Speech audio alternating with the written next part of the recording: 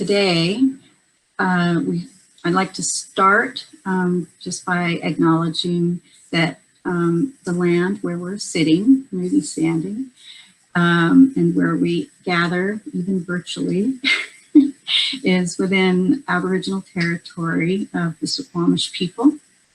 And the Suquamish people are expert fishermen, canoe builders, basket weavers. The Suquamish live in harmony with the lands and waters along Washington's central Salish Sea, as they have for since time immemorial. And here, the Suquamish live and protect the land and waters of their ancestors for future generations, as promised by the Point Elliott Treaty of 1855. And that we always are grateful to the Suquamish as a historical museum. It's an honor to be in a place where the history expands so far in the past, and then also connects to today. So this particular program was actually going to happen in April, which is Earth Month. And we were talking, the theme was the land. And so I was, actually Tom Arnold brought up wanting to talk about the land on Bainbridge and how development and open space has impacted people and how we impact the land. And so we could usually have a lot more developed kind of conversation about it. But online, I invited 3 people who are involved in our community when it comes to development and when it comes to open space. And today we're going to hear from them and hear their stories. We have Darlene Kordonowy and Jon Quitslund and Penny Lamping.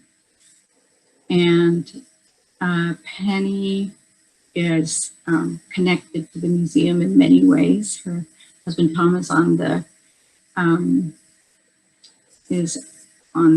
board, as well as her daughter works for the city, and her granddaughter comes to camps at our museum. And then Jon Quitslund has been involved in the museum and brought us board members, and then Darlene, of course, as the former mayor and the president of the Bainbridge Island Japanese American Exclusion Memorial for a while, also has been involved. So I'm very honored to have them here.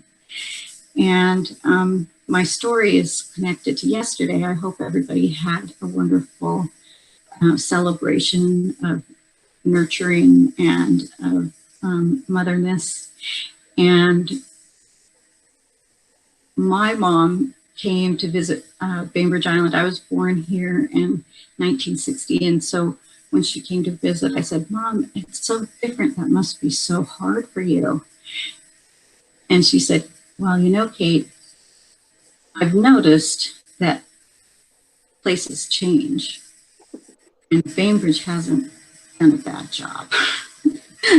So that was a moment when my perspective kind of changed about how the community, and made me kind of think about the community and how the community the community members get involved, and how the changes might or might happen on Bainbridge. And so each one of our guests has a personal story to share. And after each has shared a personal story, then we'll go ahead and take some questions and comments. So with that, I would like to say, hi, Penny. Good morning. Good morning, Katie, and good morning to everyone. Thank you so much for having me. I am fortunate enough to live in the house that I grew up in, and I live in a neighborhood that I share with Jon Quitslund and Reed Hansen. And a lot of the neighborhood hasn't changed because there wasn't room for much added growth here. But in the early 70s, my husband and I moved back to Bainbridge after living away for a few years. And neither one of us had real jobs. So we were trying to make money wherever we could. And at that time, Blakely Heights neighborhood and Baker Hill Estates neighborhoods were both being built. And so we made our living by cutting firewood out of the giant slash piles in those two developments as they were being built and selling firewood. And I remember both of those developments were completely clear cut. And now you drive through either one and you can hardly see the sun sometime in some of those places. And I say to myself, that's, 45 years worth of growth, which really is not a very long time in the grand scheme of things. And then another story that came to me is I worked for an architect for 15 years on the island. And one of the first projects we worked on was a project for Housing Resources Bainbridge, which at the time was called Housing Resources Board. And it was a project on the corner of Erickson and Wallace called Village Home. And our involvement with that project really brought home to me the efforts that it would take for people like my children and future generations to be able to live here. And at that time, I got involved with Housing Resources Board, and I was on the board for about 10 or 11 years and saw them through a couple of new projects, and then left. And then about 10 years ago, I joined as a staff member. And I believe in the organization. I believe in the mission. I believe that the housing that we need to provide for people who we want in our community goes hand in hand with creating open space, and that you have open space so you can have denser development in some places, and you have dense development in some places so you can have open space in others. So those were my two sort of aha moments when it came to development and open space on Bainbridge Island. And I do feel deeply connected to this community still. And it has done nothing but change since my parents moved here in 1948. So I welcome the change. I'd like to plan for the change, but I welcome it. So, and now I would like to turn it over to Jon, who will tell you his story. Thank you very much, Penny. Thanks. So I'll be speaking, maybe I'll speak in two different pieces because I want to give Darlene a place, then maybe I'll respond to her. But I want to start with my coming to the island.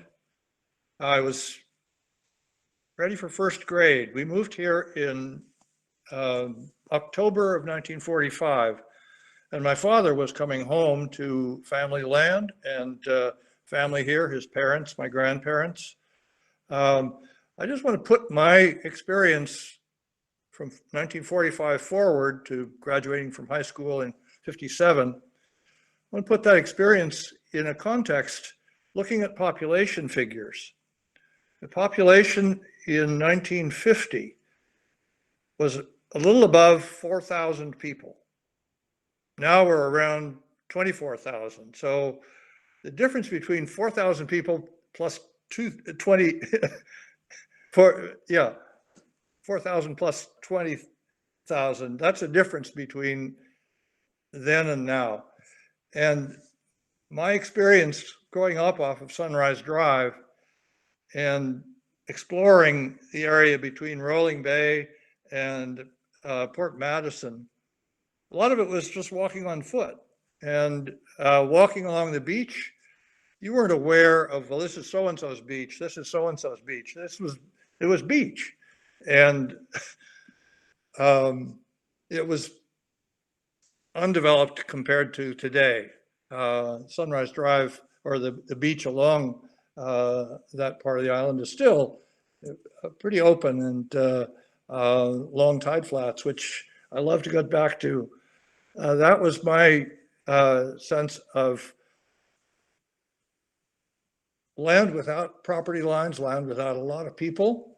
And the island then was just in the beginnings of a transition from a basically blue collar population to the white collar population that my father was joining, although he had grown up in the farming and early days of the island. There were very few roads back then, and the roads that were there turned pretty muddy in the wintertime because there was not much paving, let's say. And I have that memory of chasing a cow when somebody calls and says your cow is in my garden, that sort of thing.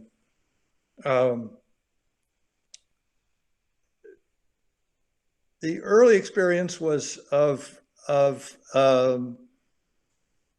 just limitless times outside. I was a bookish kid, so I did spend time inside, and spent a lot of time pestering my mom. I think she'd say, "John, go outside, disappear for the day if you want," which is what I did sometimes, playing with friends. So that's an early part, and I'll come back because my time away from the island created an interval that I want to return to.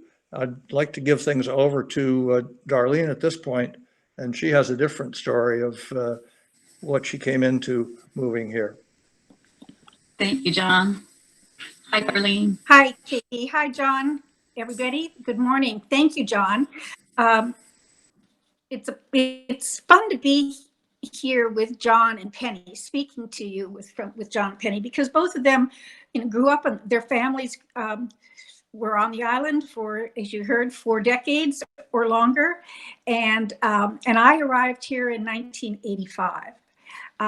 And was working in Seattle, as many people who moved to the island continue to have work other places other than the island.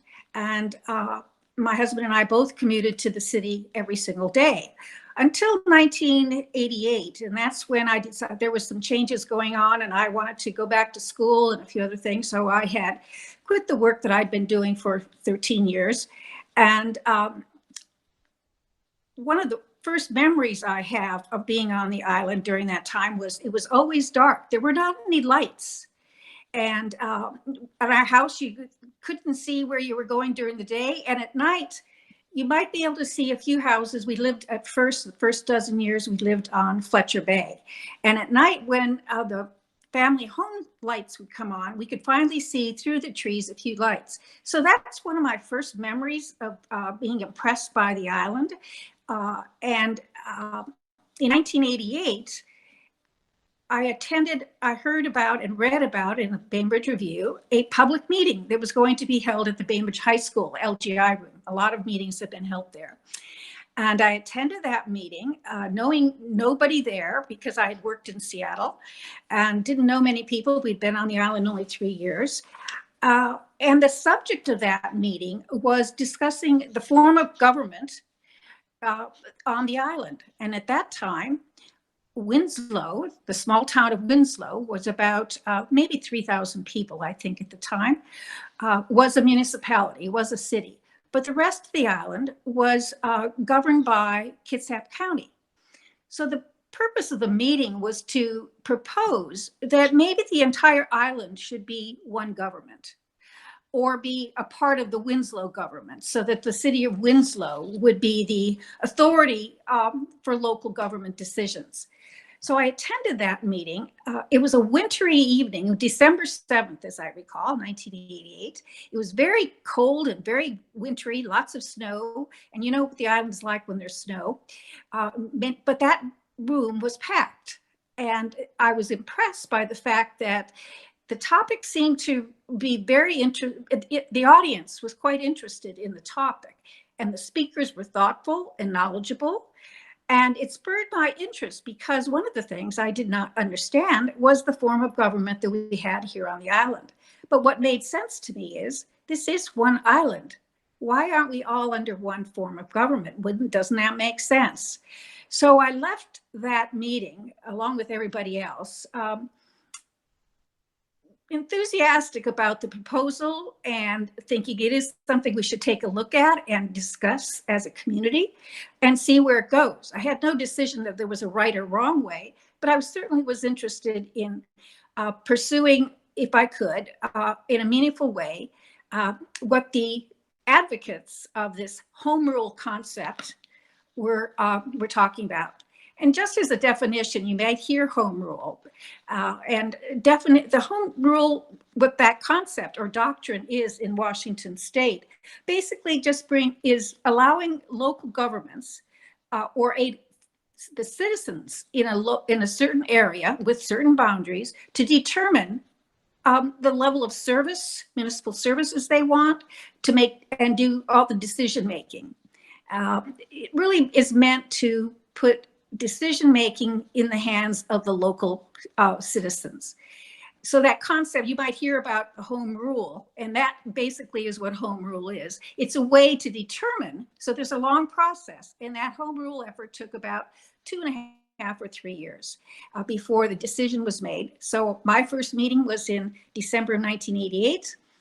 It went to a vote of the people, and was decided in November of 1990, and in February of 1991, the island became one government, the city of Bainbridge Island.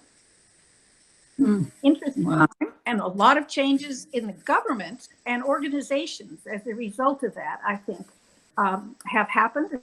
I think it's been good for the island. Thank you. Well, thank you. There's so many questions that I want to ask about all of that. And I know, Jon, you had a little bit of follow-up. You wanted Yes, to I'd like. tell. Okay. Thank you, Darlene. Yeah. I was living on the East Coast starting in 1961, but coming back to the island in the summer times fairly often, especially after our first child was born in 1970. So I got these snapshots of experience with the island, but in those summertime visits, I was pretty closely connected with the family and not with the whole island in a way. But I retired here, retired in 2000 and came home for good. I missed the early years of all island government, but in retirement here, I liked attending council meetings. I got involved in a citizen group that was part of the input process for the update of the comprehensive, the critical areas regulation. And that was the beginning of a long process of watching what was happening in City Hall, getting acquainted with the people, including Darlene. And I remember from early in the year 2000, early in our return here, going to a summertime meeting, picnic, in which Darlene was honored by the Associated Bainbridge Communities organization. And she made some remarks that put a lot of things in perspective for me. She was there being rewarded for her services and activity on behalf of environmental protection and open space and the like. But one of the first things that she said was, when I think about the environment, there are people in the definition, people doing what people want to do. She did not accept the idea that the environment is something separate from property owners and their interests and their activities. I've always tried to, in my involvement now in the Planning Commission, after years of other engagement, I've been a member of the Planning Commission for a number of years now, and it's always a question of what's the big picture? How can you include all the different factors that interact with each other, all the different interests that should be in some kind of a balance? And that's what I have found as important. I guess I'd be happy to participate in further conversation with other people adding their perspectives and their questions. Well, thanks so much, John. That's great, and that connection that you have to Darlene, and so I know that Penny has she has to leave in about 3 or 4 minutes, and Penny, I just wanted to give you a chance to add to any of the stories that they had, or just anything before you go. And otherwise, I want to say thank you. Thanks, Katie. I love hearing these stories and love seeing all these faces.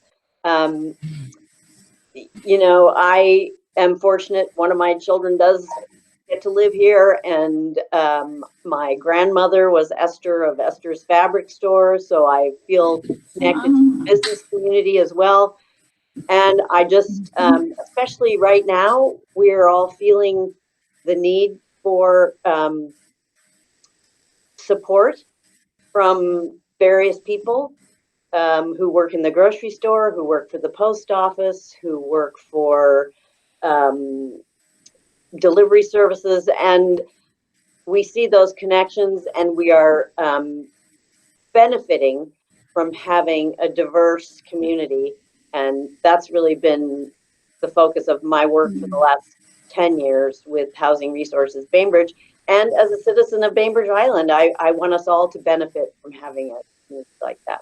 So thank you for having me. I'm sorry I have to leave early. Such a pleasure. It was a great conversation. Yes, thank you, Penny. Okay, so I would like to open it up to folks to see if they have any comments or questions for John or for Darlene, and putting it like in the context, share just a little bit maybe about who you are, and has the housing and development impacted your life in a way that is typical Bainbridge Island. And so does anybody have comments? Dolores, this is Jim Hayner. We moved here in 1978 from Chicago, so it was a complete culture shock. And I was noticing all of the candles on the fireplace there that reminded me very much of those. Every year, a tradition here was we'd lose power for at least a week, and most likely 2 weeks. And the only way we could see anything was to have candles all over the house and so forth. So it's been an extraordinary opportunity and growth for us. We've watched the island grow dramatically, but I think it's been growing in a manageable way. So I thought I would just share the candle piece as a tradition that all of us who lived back in the 70s and 80s here experienced every year. That is a great great thing to to remember. And I moved back here in 2005, and there was one winter where I think we had 3 weeks without lights or without power, and so that candle feeling is a great story about Bainbridge Island. Thanks. Well, the first Thanksgiving we were here, the Hood Canal Bridge blew out and was, I mean, completely blown away. And we lost power for at least 2 weeks. And I remember cooking the turkey on a wood stove in a big a big pot, and it was delicious. But when we removed it, it was naked.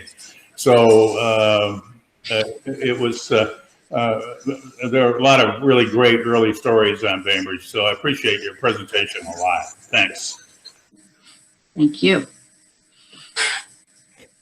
I moved here in 1993, and I had the reason we ended up here was because Jennifer, my wife, had grown up here, and her parents lived here, and we were moving back from Washington, D.C. I had grown up also in the Puget Sound area, and as many grandparents will do, Jennifer's mother made it very clear that we were not going to raise our children anywhere outside of where she couldn't at least make sure they got enough outside time and enjoyed the pleasures of the island. So we ended up living on Erickson Avenue in what was at that point home owned by Nancy Rico, and along Erickson there, it then for a while was a law office.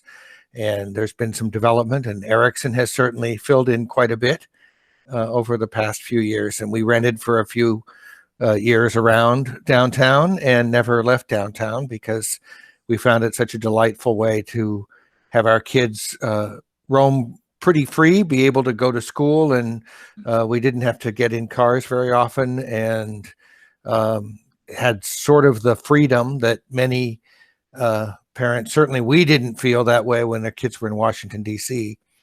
We felt as though in Bainbridge we could have a more relaxed, trusting experience and allow our kids to explore things on their own, probably not quite as relaxed as when Jon was growing up.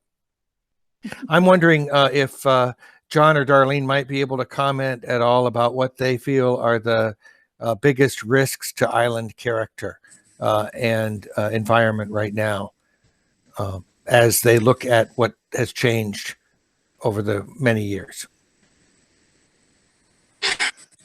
The biggest risks to island character. One thing, yeah. No, go ahead. The value of land is one thing. The difficulty maintaining, the difficulty recovering economic diversity and cultural diversity that goes with a variety of ways of sources of income and levels of income. I hate the thought that the island will be more and more and more for retirees like myself and wealthy people who have a strong connection with Seattle or a strong connection with international travel, but shallow roots in the history of this individual, this special place. So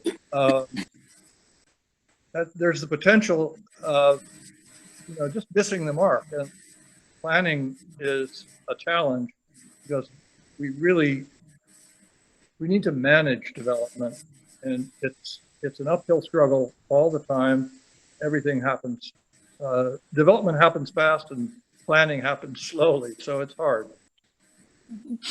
Yeah, and I've heard what you said too, Jon, is just that that economy of land, how much the land actually is how valuable it is in a system of capitalism and the economy, and how we can be blind to who that's excluding. You know, so that's, I hear you saying that. I'm sorry, Darlene, go ahead. That's quite all right.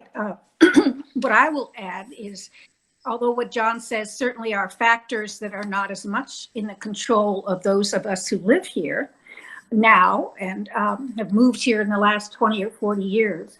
I remember, I'll come back to the comment I was going to make, but I do think programs like the Housing Resources Board are vital to maintaining a diversified community or varied community.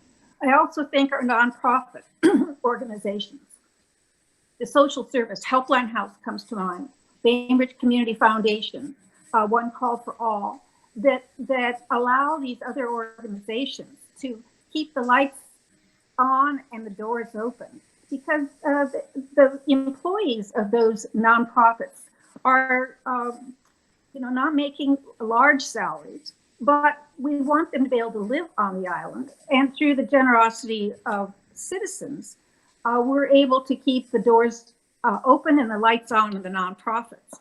And I do think Penny's point about balancing housing and open space, it's a difficult conversation because everybody loves the open space we have. We have great parks and we have great organizations, the Bainbridge Park District, the Bainbridge Island Parks Foundation, the Bainbridge Island Land Trust, and I'm sure there are others that are not coming to mind, who are good stewards and are actively promoting the open space. But at the same time, I'm going to go back to what I said to Jon, I guess, a number of years ago, is how do we help the people that are here continue to have a variety of people that serve those of us who don't work on the island or are retired. And I think the lesson I've learned from the pandemic is, as Penny said again, the people who serve us are important to our quality of life.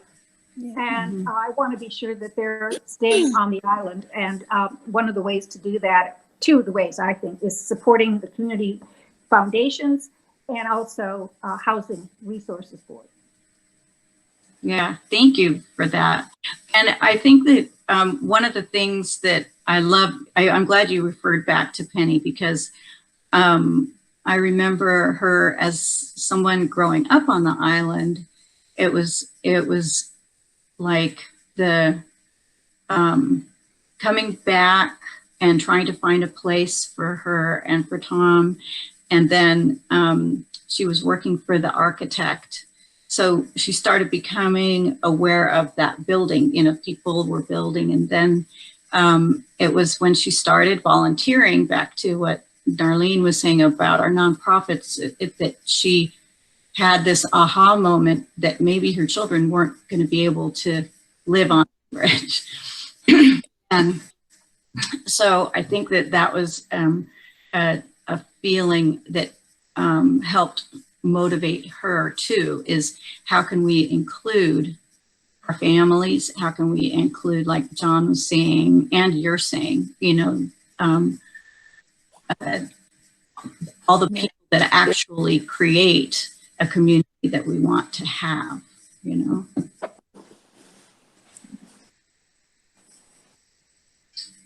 Is there anybody has a question or anything like that? I was wondering about other people's stories that move you from that point of view that Jon was talking about, where he didn't realize really that when he thought environmental, he was thinking of literally forests and places, and the human beings weren't in it. And then to have that kind of moment where Darlene said, yes,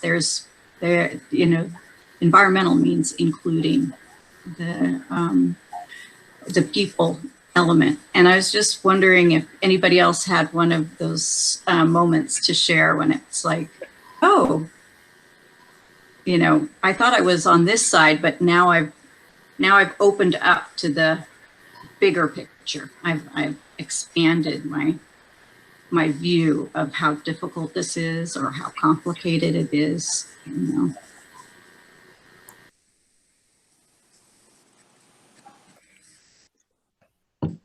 Well, I guess I'll be brave and share here.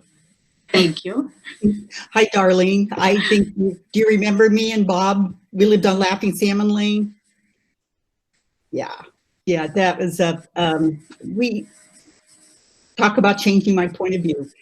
We had bought a house and there was a bullet that strayed off of the Sportsman and it went through our garage. Oh. Yeah, it was pretty exciting. It was in the newspaper. Even the Seattle Press was coming over and talking to Bob. And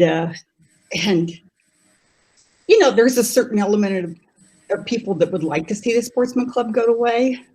And then there's a certain element of us that don't want to see it go away and I have to be honest with you, I wasn't enjoying listening to the gunshots coming from there. But I have to say that we came together.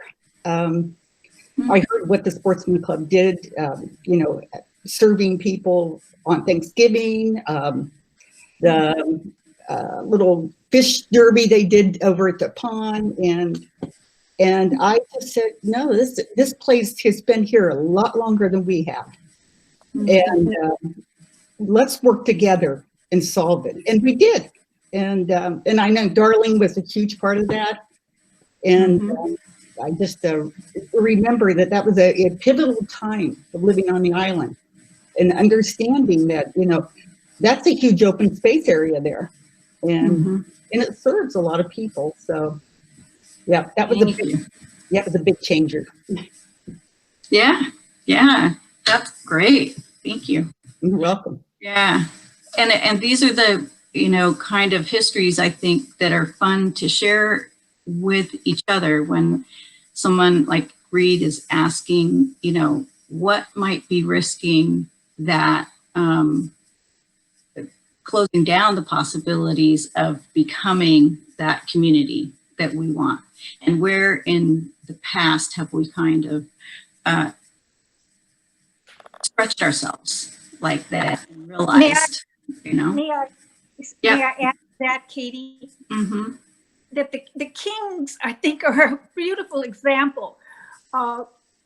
They were new when they had moved and that gunshot went through their garage.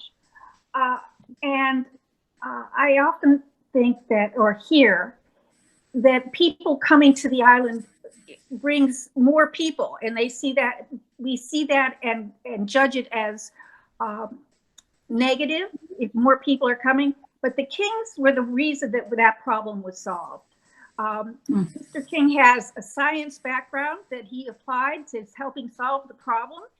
And only because of that, I think, I give a lot of credit to that and their openness to saying, let's solve the problem. Let's not try to shut something out or somebody out.